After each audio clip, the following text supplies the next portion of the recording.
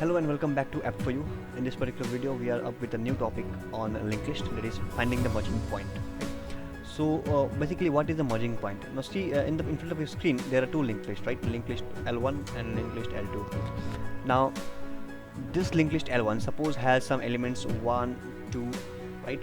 And this linked list also has some element 3, 4, 5.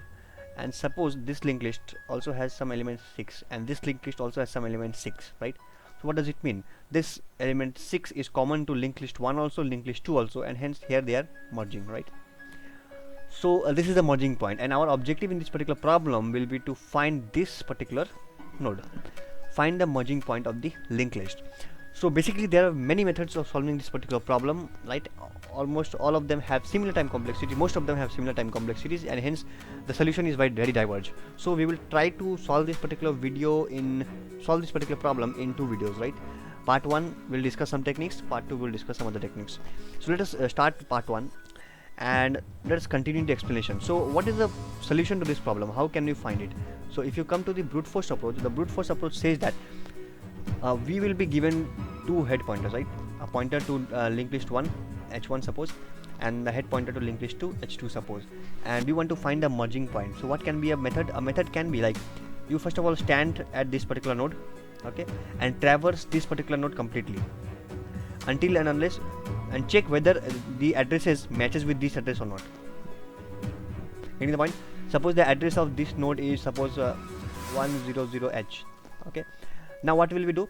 We will traverse, this is my linked list 1, this is my linked list 2. Linked list 1 is of size m, linked list 2 is suppose of size n, right?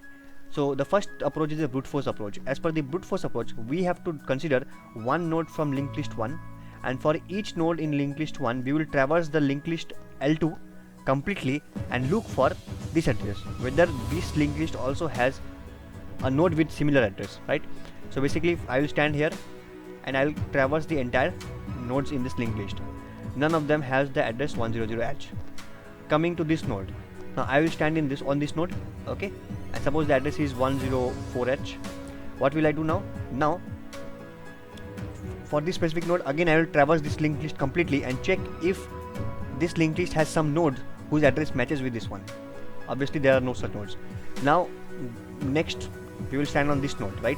This is also a part of linked list 1, and now it will traverse linked list 2 completely and check if there is some node in linked list 2 which matches with, whose address matches with this node. Obviously you can see this node is basically common to both linked lists, right? So that particular node will be detected. Yes, there is a node whose address matches with this node of linked list 1. So basically they are the same nodes, right? So this brute force method will basically take order m into n. Why so? Because we say that this was linked list 1, this was linked list 2, right? Linked list 1 suppose was of size m, linked list 2 was of size n. Size in the sense length of the linked list, right? This and this. So we see for each node in L1 we are traversing the linked list L2 completely, right? Completely. So in the worst case, for each node in this you have to traverse this linked list completely. For this node again you are traversing the entire linked list. So what will be the complexity? Order of m into n, right? Or you can say order of mn, right? So this is the time complexity by brute force approach, right? And this is not convenient, brute force, right? This is not feasible solution. Can we have some more efficient solution or a better solution? Yes, there is a better solution. So let us quickly jump into some better solutions. So the very first good method will be, using a hash table. So what will be the technique of hash table? Again the problem remains the same. I have used the same linked list. So this is linked list 1, this is linked list 2, size of m, size of n, okay. What is the technique? The concept says that one of the linked list, you just consider one of the linked list. Since I am not aware of the size, like which linked list is quite larger, which linked list is small. So what will I do?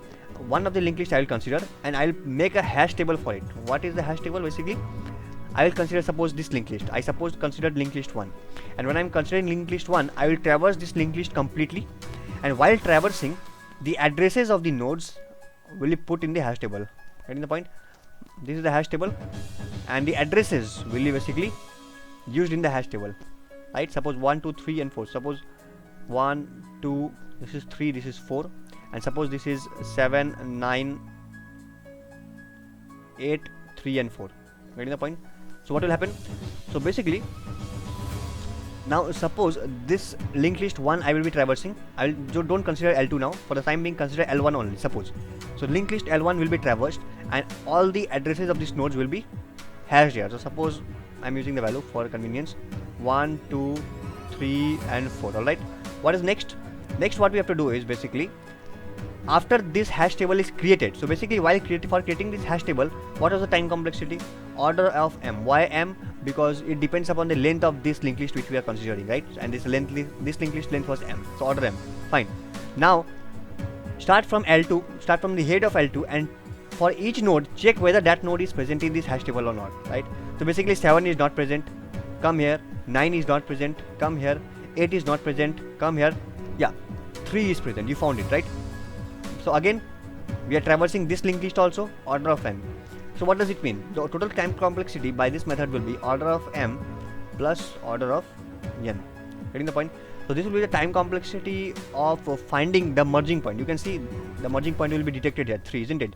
Because 3 is the part of this linked list also, and earlier while I was considering this linked list, this 3 was already put in the hash table, right? So basically we found out that okay, this is the merging point. So what was the time complexity by this approach? The time complexity by this approach was order m plus order n. Why order m? Order m for preparing the hash table, because for preparing the hash table we had to traverse this linked list 1, right?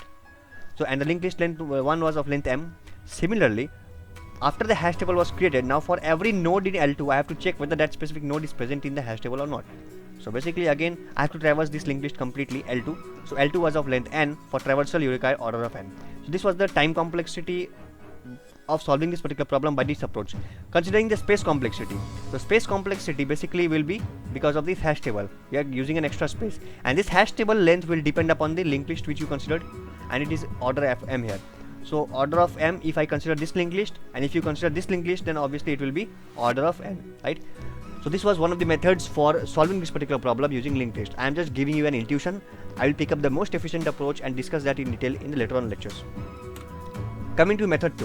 What is the method 2? Now method 2 is more interesting. Why? We can use a data structure which is stacks. How? So this was the linked list 1, suppose 2 here, 3 here, 4 here, right? And consider 7, 8, 9, 3, 4. So basically we have two linked lists. Linked list 1 has elements 1, 2, 3, 4. And linked list 2 has elements 7, 8, 9, 3, 4, right?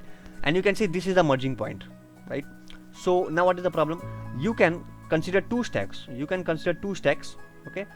Stack 1 and stack 2. So stack 1 will consider linked list 1, stack 2 will consider linked list 2. What we will do? You just traverse all the elements in the linked list 1 first of all. When I traverse all the element in the linked list 1, while traversal what will I do is I will push the addresses of the nodes into the corresponding stack. So push the address of 1, push the address of 2, push the address of 3, push the address of 4. Done. So since I traversed this linked list 1 completely, so the time complexity was order of m. For this traversal, the length, suppose the length is m, this length is n. Fine.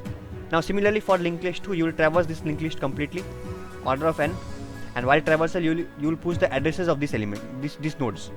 So address of this, address of this, address of this. I am using 7, 8, 9, but actually we will push the addresses of these nodes, right? Fine. So once you have the elements, the addresses pushed in the stack, now you will use another variable temp, and what we will do is we will start popping. Now you see, pay attention. If we just erase this particular slide and pay attention, then you'll find that to find. So basically you see the top element consists of these elements, right, which are common top elements 7, 8, 9, sorry, this will be 4, 1, 2, 3, 4, fine, 7, 8, 9, 3 will be here and 4 will also be here, right? So compare the top elements. The top elements will definitely be same, right? 4. So if the top elements are same, you just pop them and just store them in temp. Temp is equal to 4 for the time being. Okay. Again 3 and 3. Top elements are same. Pop them and store them in temp variable. Temp becomes 3. Now top element is 2 and top element is 9. So obviously they are not same. What is the recent temp value? Recent temp value is 3. So you got the merging point. Get the point? So what is the overall time complexity? The overall time complexity was basically the traversal of this linked list, traversal of this linked list, right? So order of m plus n. Getting the point? For scanning both the list, and while scanning only I was just pushing the elements to the stack. Space complexity, yes, it is taking more space. Why more space? Because here we are creating two stacks. We are using two stacks, one for storing the elements of linked list 1, one for storing the elements of the linked list 2. Not elements in at least, actually it is the address of the nodes of linked list 1 and address of the nodes of linked list 2. So basically it will take order of m space for this, order of n space for this, so order of m plus n for space also. Getting the point? So these were the two methods for solving this particular problem using linked list using stacks and hash table, right? So I hope this video was intuitive. We have some more methods to discuss that will be covered in the very next video. So that's all from my side. I hope you understood this, and please put your doubts in the comment section, like, share and subscribe. Thank you.